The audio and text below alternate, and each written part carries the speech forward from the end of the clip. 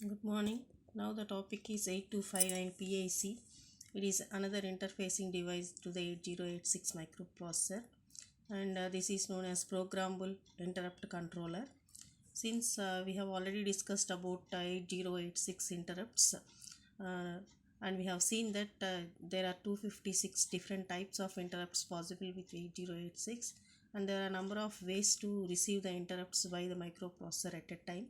When more than one interrupt is received by the microprocessor, it has to order them first according to their priorities, and then it has to service one after the other. So instead of doing this work, now the work is assigned to another device called as the programmable interrupt controller, which is Intel's 8259 IC. And coming to the features of 8259, it has 8 levels of interrupts, and it can be cascaded in master or slave configuration, and it has internal priority resolver. It can have different types of priority modes. Either the interrupts can be given fixed priority or rotating priorities, and individually maskable interrupts, and these modes and masks can be dynamically changed. And this is going to accept the interrupt request and determines the priority of the received interrupts. Check whether the incoming priority is having higher priority or not than the current level, and service according to that. And it is going to provide both the polled and vectored mode. The starting address of the interrupt service routine vector number can also be programmed, and no clocks are required. And this is the architecture of 8259. So in this block diagram, you can see that on the left hand side you have the components which interacts with the microprocessor. The microprocessor is going to interact via 8-bit data bus buffers, and there is a read-write logic control, and this read-write logic control is provided with 4 signals. One is read signal, write signal, and a 0 bit, and the chip select signal. The 8259 will be selected depending on chip select, and as usual we are going to either read or write using the read and write commands from the 8259. And A0 is given by the microprocessor to tell whether it is going to give the data or the control word. And there is one more known as cascade buffer comparator. So this 8259 can be either operated in single mode or cascade mode. So in single there will be only one 8259, whereas in cascade mode we can have more than one 8259. And if there are more than one 8259 PICs, one is going to be acting as a master, which is directly connected to the microprocessor, and the remaining are going to act as slaves, which are connected via the interrupt request lines. And at most we can connect 8 PICs to a master PIC. So that is going to be given by CAS0, CAS1 and CAS2. The SPR enable stands for slave program or enable. So this is going to distinguish whether the PIC is programmed for master or a slave. And coming to the right side blocks, the 8259 can receive the interrupts from the external resources via 8 lines from IR0, IR1 and so on, IR7. These interrupts, whenever an interrupt is received, it is going to be indicated by the interrupt request register, which is an 8-bit register. If we receive an interrupt on IR0, then the first bit is going to be set. If there are no interrupts, it will be 1. So similarly, we will be having the remaining bits for the remaining 7 lines from IR1 to IR7. And priority resolver is going to select one out of these 8 interrupts. So you may be receiving more than one interrupt at a time, and how many interrupts we have received via these 8 lines are going to be marked by the interrupt request registers, and out of that one has to be selected. The one which is having the highest priority is selected by the priority resolver, and after selecting the interrupt, it will be sent to the microprocessor via the control logic.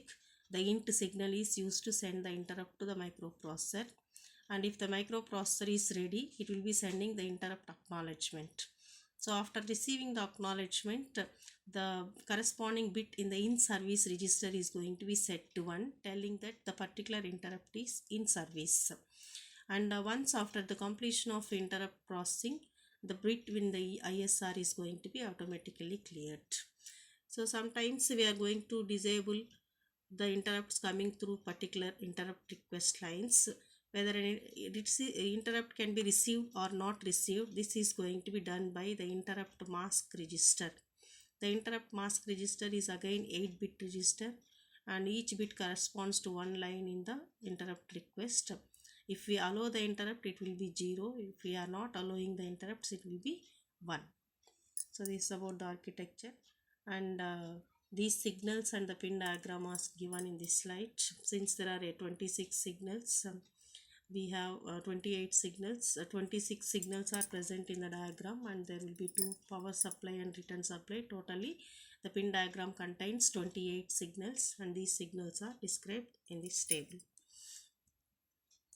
So now coming to the programming of 8259. 8259 is going to be provided with the 2 types of control words written from the microprocessor. One is called as initialization control words, and the second one is called as operation command words. So ICW stands for initialization command words, and OCW stands for operation command words. And the initialization command words are going to be used to initialize the 8259 microprocessor, and then it is going to be operated by writing the operation command words. And these command words has to be written in sequence. First it has to write, there are 4 initialization command words and there are 3 operation command words. The initialization command words are going to be written in order. First ICW1, then ICW2, then ICW3 if it is required, then ICW4 if it is required. So ICW1 and 2 are compulsory, and 3 and 4 are optional, can be written or cannot be written. So ICW1, the initialization command word 1, we can see the format. So this is written by the first bit tells whether the ICW4 is required or not, and the second bit tells whether the PIC is going to operate in single mode or in cascade mode. The next bit is a don't care condition, and how the interrupt is going to be recognized by the 8259 PIC is given by the D3 bit. It can be either level triggered or it can be an edge triggered mode, and D4 is always set to 1 and A0 bit is 0, and the remaining are set to don't care conditions. Next, initialization command word 2 is going to be used to tell the address. In case of 8085 processor, it gives the address bits, the low order address bits. And next, ICW3 is used only when the PIC is going to be operating in cascade mode. So in cascade mode, more than one PIC is going to be selected. So that's why there are 2 different formats for ICW3. If a PIC is operating in master mode, it will be having master device ICW3, and if it is programmed for slave, then ICW3 slave device is there. So in master mode, which slaves are used, that is going to be indicated by the ICW3. So the first bit tells whether slave 0 is used or not. S1 tells whether slave 1 is used or not. So like that, since we have 8 input request lines, there are at most 8 slaves can be connected via these 8 lines to the master. Whereas coming to the slave mode operation, so we are using only 3 bits, the last 3 bits, and these last 3 bits are going to give the identity of the slave. In this case, the slave is going to give its identity number. So 3 bits, we have 8 possible ways since there are 8 slaves connected. Then ICW4, this is going to be used only if the first bit is set in ICW1, and this the first bit is will be always 1, and D1 tells automatic end of interrupt, and D2 gives whether it is which mode of operation, master or slave, then buffered mode and specific fully nested mode. So the various modes of operation are given by ICW4. So these are what the different modes. And coming to the operation command words, which is used to operate the 8259 PIC, there are 3 operation command words. The first one is OCW1, which is used to set the interrupt mask register. So mask register generally used to either enable or disable the interrupts via the interrupt request lines. Since there are 8 request lines, there are 8 bits. Each bit corresponds to each line. If you allow the it will be 0, otherwise it will be 1. The operation command word is used to set the various modes of operation for the 8259 PAC. So the bits L0, L1 and L2 tells are used to specify the location if we are going to use specific mode. And these 3 bits, R stands for rotation and SL stands for specific rotation and EOI stands for end of rotation. So these 3 bits we have different combinations. The first 2 combination tells the end of interrupt, automatic rotation and specific rotation. And the next one is operation command word 3. So this operation command word 3 is also used to tell the various modes of operation.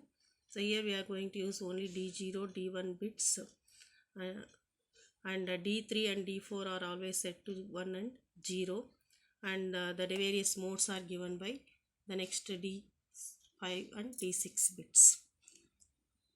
So there are number of possible modes given by these ICW4 and OCW3. Now coming to the remaining registers, 3 status registers are available with 8259. One is interrupt request register, the other one is in service register, and the other one is interrupt mask register. And the various modes of operation already we have seen: fully nested mode, special fully nested mode, non-specific rotating, specific rotating, special mask, polling and fixed priority. Thank you.